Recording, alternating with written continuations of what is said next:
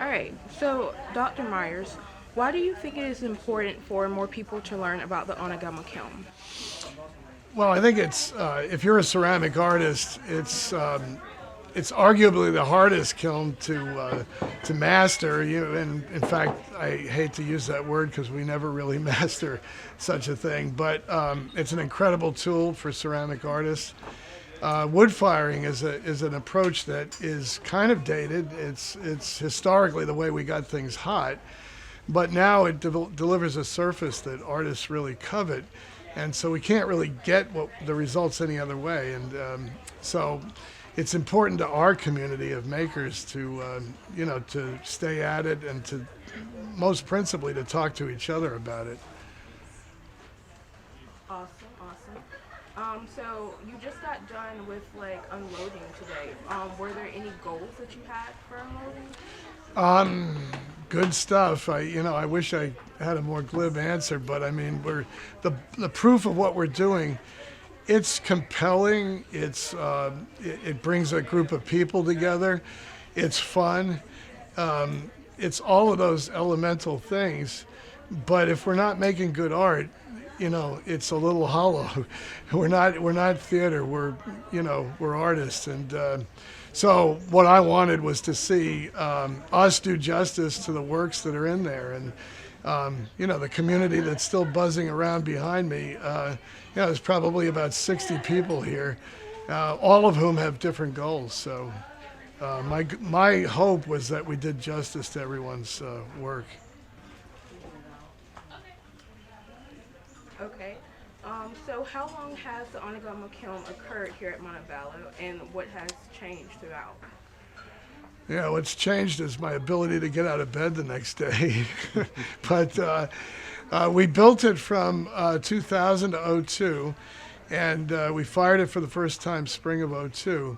So it took about 18 months to build. I was also doing installation art as well, so I continued the art part of who I am, and then we stole time to come out here and build it. So I built it with the students back then, and who are now, I guess, in their late 40s or something. But we've, fired at least once a year, except for our COVID years, unfortunately. So every time we fire it, it's a new window into this process. I usually dive into the kiln and unload a lot of it myself because I want to see what went right, what went wrong. I mean, this firing is based on the insights that we tried to gain other years. So each time you do it, it's a limited amount of time, and we have to soak up the information. So for broadcasting, has the onigama kiln always been broadcasted, or has this been a recent development? Broadcasting out here, webcasting from the onigama kiln. This is our second time to do this. First time we pretty much just went with our kiln. This time we joined in with 4 other kilns from around the world, doing the simultaneous Skype broadcast with that. And follow-up, how do you believe that the Skype has enhanced the communities that it's built with the onigama kiln?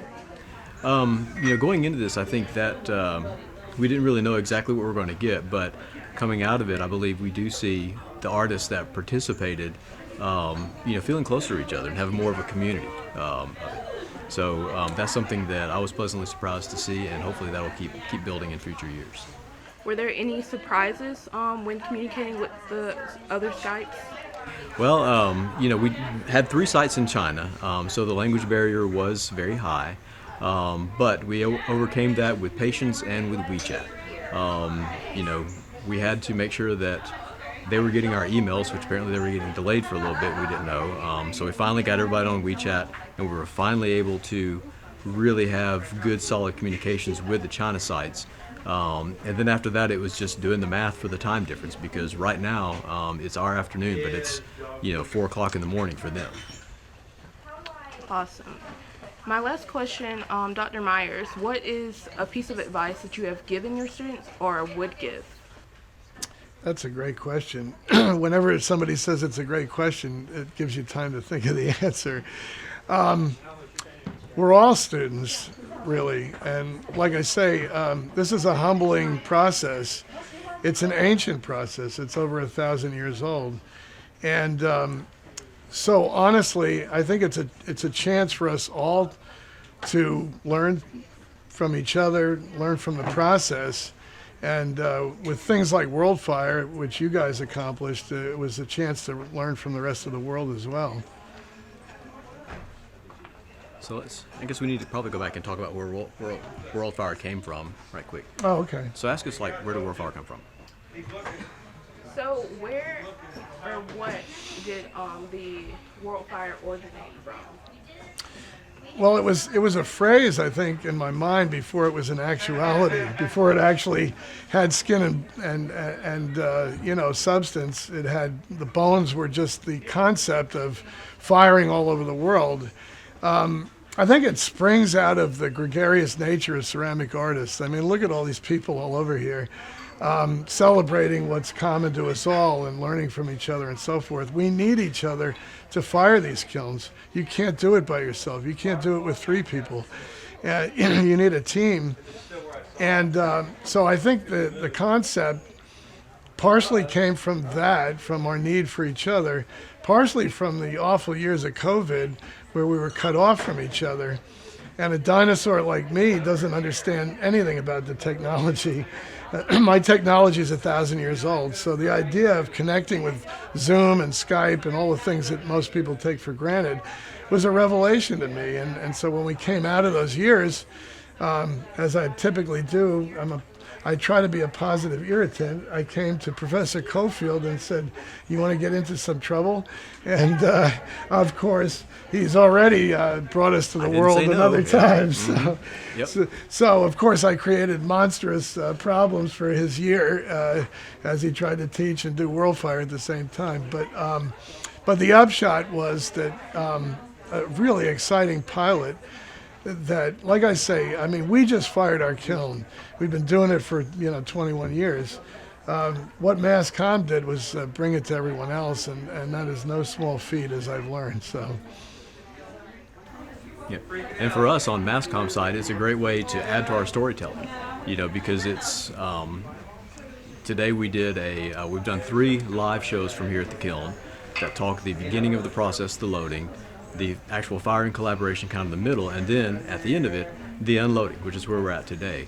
And so it's just been really amazing to see my students jump in as a team to be able to tell the story through video, creative camera shots, talking with artists, and then kind of finding ways to use the technology to really create a unique story and to bring this community of artists together at the same time through Skype for, 50 some odd, 70 hours, starting Tuesday until I guess sometime Saturday night when it all wrapped up.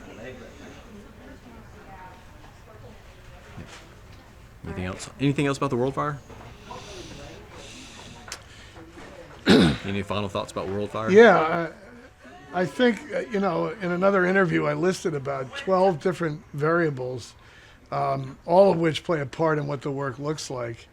From the type of wood we're throwing in there to, where we're throwing it, to what's stacked in the kiln, what the clay is like, so forth. And so that's a lot of different things that can affect your work.